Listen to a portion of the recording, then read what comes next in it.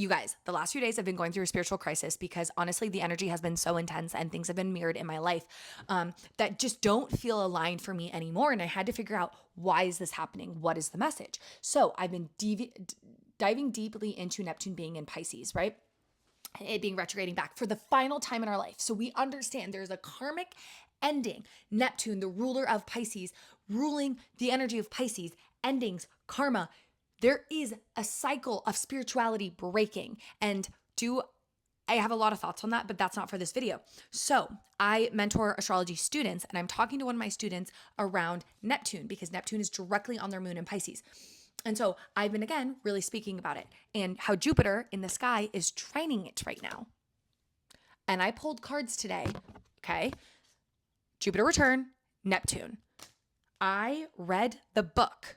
This is all going to link, okay?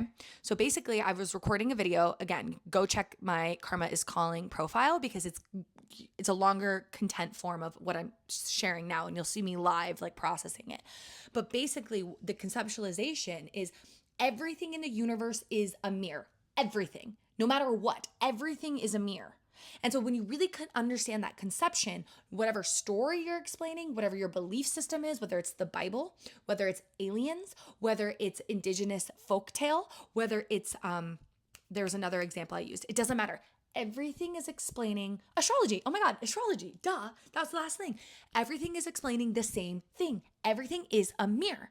So it's the archetypal journey, tarot. It's the archetypal journey of the human experience of why we are down here. And I've realized the ego is it's not bad, which I've always known, like, because I've learned through psychology first before spirituality, and the ego keeps us safe as a child because we are fragile beings. We are unconditional love. We are source. We are energy. We needed an ego to be able to keep us safe as children. That makes sense. But then you come from a spiritual lens.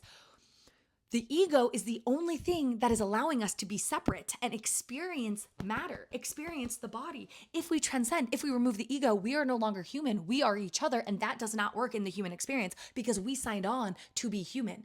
Okay, where am I going with this? Everything is a mirror and everything is a symbol. So astrology is symbols. Words are symbols. Words, letters equal numbers. Everything is a symbol. So this morning, back to my cards, I pulled Neptune, okay? Let me read you this.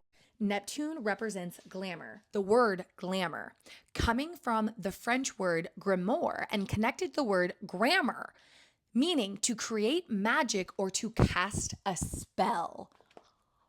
Neptune is at the final degrees, you guys. We are coming out of the spell, the language spell.